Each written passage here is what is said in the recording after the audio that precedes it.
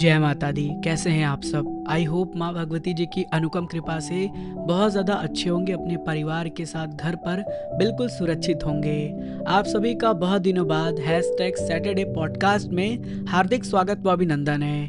बहुत से भक्त लगातार प्रश्न कर रहे थे कि आखिर सैटरडे पॉडकास्ट कब आएगा, सैटरडे पॉडकास्ट आएगा कि नहीं, और क्या हमें ये कंटिन्यू देखने को मिलेगा या फिर नहीं। तो देखिए, पहले तो हम आप सबसे हाथ जोड़कर माफ़ी चाहेंगे, क्योंकि बहुत ज़्यादा व्यस्तता के कारण आपके लिए सैटरडे पॉडकास्ट नहीं आ पा रहा था।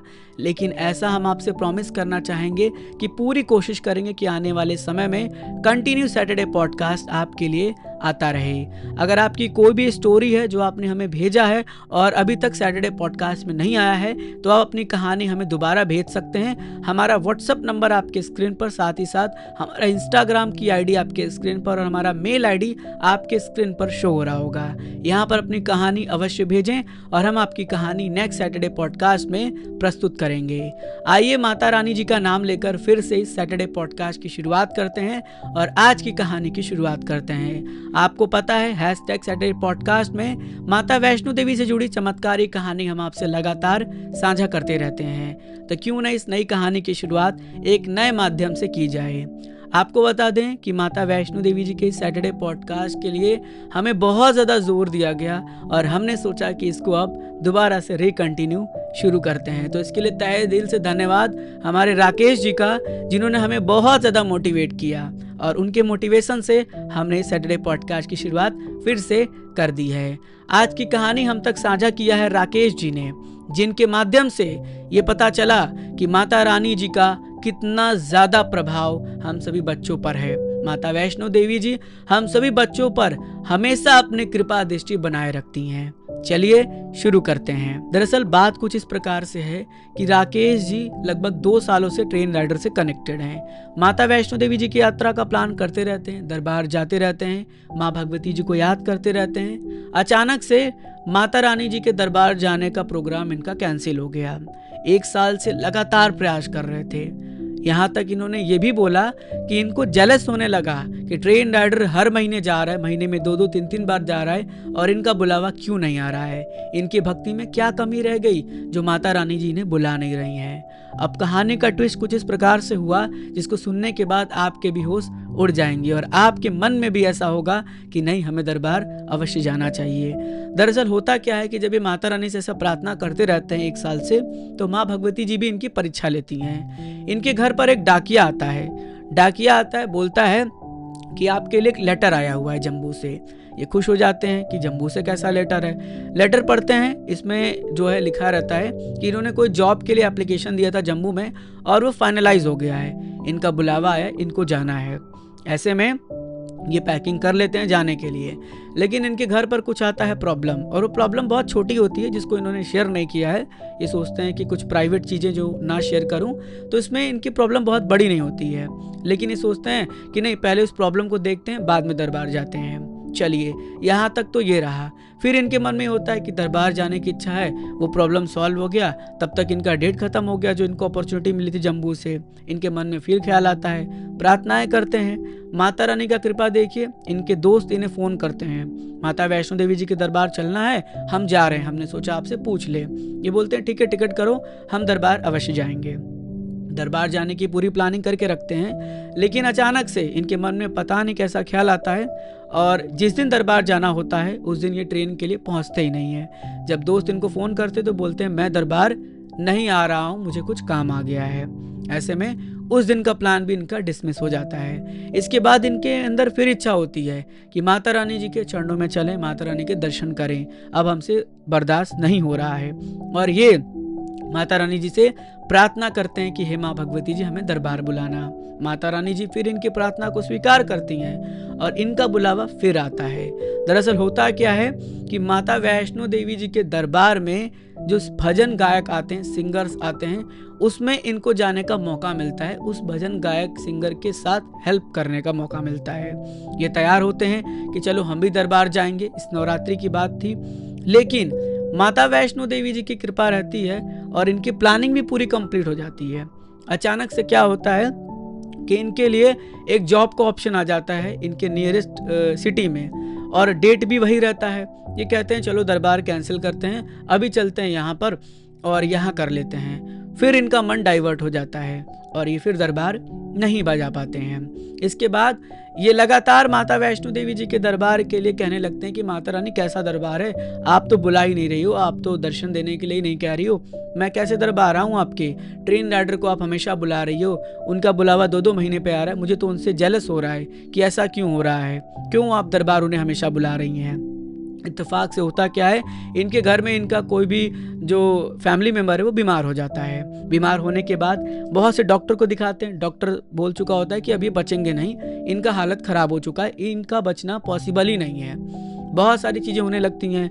अब लास्ट इनके मन में ख्याल आता है कि अब हम क्या करें, कहाँ जाए।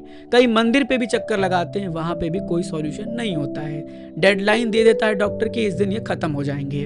अब इनका मन तो बस यही विचलित हो रहा है कि क्या हो गया, कि ऐसा क्यों मेरे साथ हुआ, मैं क्यों नहीं जा पा रहा हूँ, मेरे साथ ऐसा हुआ क्यों। उसके बाद ये जो है हम लोगों के जो लिस्ट होता है उसमें अपना नाम दर्ज कराते हैं और माता रानी जी के चरणों में हम उनका नाम लेकर जाते भी हैं। उन्होंने भी बताया कि इनका नाम इन्होंने देखा भी था, उसमें इनका नाम भी था। उसके बाद लगातार ये जो अपने रिलेटिव से मिलने लगते हैं, ये जो है अपने मन में एक अलग धारणाएं प्रकट करने लगते हैं कि हम दरबार जाएं, कैसे जाएं, ना जाएं, क्या करें। अच्छा, ऐसे ही क्या होता है, रेंडमली ये दोपहर के समय अपने घर से कुछ दूरी पर जाते हैं। वहाँ पर इनको एक बुढ़ी औरत दिखती हैं जो काफ़ी बुजुर्ग होती हैं और इनके मन में ख्याल आता है कि ये दादी बैठी हैं, इनसे पूछते हैं कि क्या करना चाहिए, मेरे लाइफ में ऐसा चल रहा है। अचानक से ये उनसे पूछते हैं और ये खुद बताते हैं कि उनका स्वरूप बिल्कुल ऐसा लग रहा था जैसे कि वो कोई शक्ति रूप हैं, ऐसा ये महसूस कर रहे थे। इनसे पूछते हैं तो वो बोलते हैं कि बेटा तुम्हारा सभी काम माता वैष्णो देवी जी के नाम से होता है। तुमने कई लोगों को ऐसा भी बोला कि उनका बुलावा आ रहा है, आपका नहीं आ रहा है, तो एक बार इस व्यक्ति को लेके जिनकी तबीयत खराब है माता रानी के चरणों में जाओ और ये व्यक्ति बिल्कुल ठीक हो जाएगा, वहीं से तुम्हें इसके सॉल्यूशन मिलेगी। अचानक से वो प्लानिंग कर लेते। उस समय तो उनको लगता ही नहीं कि ये कोई शक्ति स्वरूप है या क्या है। हालांकि जब ये वहां से बात करके आगे बढ़ते तो पीछे देखने के बाद वहां पर वो महिला उनको नहीं मिलती है, जो बुजुर्ग महिला होती है वो होती ही नहीं है वहां पर। अब ऐसे में इनके मन बहुत ज़्यादा अलगपन में हो जाता है। फिर ये सोचते नहीं कुछ भी, दरबार किसी न किसी तरीके से पहुंचने की कोशिश करने लगते हैं। ना टिकट का कहीं कोई सीन बन पाता, टिकट ही नहीं मिलता। जनरल से पहुंचते हैं माता रानी के चरणों में। जब माता रानी के चरणों में पहुंचते हैं और माता रानी के पवित्र पावन पिंडी स्वरूप पे पहुंचकर ध्यान लगाते हैं, कहते हैं माता रानी जी मुझसे क्या गलती हो गई जो आपने मुझे दरबार नहीं बुलाया, मैंने क्या ऐसा पाप कर दिया कि मेरे साथ ये सब हो रहा है। माता वैष्णो देवी जी उनके मन स्वरूप में आकर बोलती हैं कि बस मैंने तुम्हें कई बार दरबार बुलाया, तुम्हें कई बार बुलावा भेजा, कई बार तुम्हें अलग अलग तरीके से बुलावा भेजा, लेकिन तुम खुद नहीं आना चाह रहे थे, तुम्हारे अंदर खुद वो शक्ति नहीं आ रही थी कि तुम आओ, तभी मुझे ऐसा करना पड़ा। और अब ये तुम्हारा जो रिलेटिव है वो बिल्कुल सही हो जाएगा, घर जाते ही तुम्हें हर प्रकार के सॉल्यूशन मिल जाएंगे। लेकिन आंखों में आंसू आ रहा था और उन्हें ऐसा लगा कि माता रानी जी ने तो हमें हमेशा बुलाया, हम दरबार जा नहीं पाए। फिर माता रानी जी से वो वैसे ही मन ही मन प्रश्न करते हैं कि माता रानी जी बुलावा मेरा फिर दोबारा कैसे आया। तो उन्होंने क्या बोला कि तुम्हारा किसी ने अर्जी लगाया था और उस अर्जी से तुम्हारा बुलावा आज आया हुआ है, उस भक्त की वजह से आपको बुलाया गया है। और इस बात को सुनने के बाद वो बिल्कुल चकित रह गए। जैसे ही वो घर आए मुझसे कांटेक्ट किया, मुझे उन्होंने तुरंत सब कुछ पूरी कहानी शेयर की, मुझे मोटिवेट भी किया इस पॉडकास्ट के लिए कि आप पॉडकास्ट कंटिन्यू सीरीज शुरू करो। और जब घर आते हैं और उनके रिलेटिव सही हो जाते हैं, फिर उन्हें याद आता है कि एक बुजुर्ग महिला मिली थी उनको वहाँ पे, और ध्यान लगाकर जब माता रानी का वो बैठते हैं तो उनको अंदर से समझ में आता है कि वो माता रानी जी का ही रूप थी जिनको वहाँ तक ले जाने में पूरी मदद की। और आने के बाद वो मुझसे भी कई बातें शेयर करते हैं, रोते रहते हैं। लेकिन ये है कि माता वैष्णो देवी जी की महिमा जो है अपरंपार है। माता रानी जी ने उन्हें दरबार बुला भी लिया, दर्शन भी हुए, और जो डॉक्टर कल कह रहा था कि इनके बचने की कोई उम्मीद नहीं, जब उस डॉक्टर के पास जाते हैं तो डॉक्टर कहता है कहाँ से क्या चमत्कार करा के लाए हो, कहाँ पर क्या कर दिया कि ये पूरी तरीके से वेल एंड मेंटेन हो गए। तो ऐसे में माता रानी जी का चमत्कार अपरंपार है। और राकेश जी का दिल से धन्यवाद कि उन्होंने इस लायक समझा। देखिए, हम अपनी श्रद्धा आस्था भाव से माता रानी के चरणों में आपकी हाजिरी लगाने की कोशिश करते हैं और प्रार्थना दिल से करते हैं। अगर माता रानी जी से स्वीकार कर रही हैं तो हम सबके लिए बहुत सौभाग्य की बात है। और उसके लिए तहे दिल से माता रानी जी का भी धन्यवाद। तो इस सैटरडे पॉडकास्ट में राकेश जी ने हम तक ये कहानी साझा की। हमें बहुत अच्छा लगा कि उन्होंने अपनी कहानी हम तक शेयर की। अगर आप भी अपनी कहानी हमें साझा करना चाहते हैं तो दिए गए ईमेल आईडी, इंस्टाग्राम आईडी या व्हाट्सएप नंबर पर हमें अपना कहानी भेज सकते हैं। उम्मीद करेंगे कि बहुत जल्दी आप अपनी कहानी हम तक साझा करेंगे। फिर एक और नए सैटरडे पॉडकास्ट में आपसे मिलेंगे। जुड़े रहिएगा आपके प्यारे से YouTube channel as well as Facebook page train rider के साथ। Mata Rani ji always bless you. जय हिंद, जय माता दी।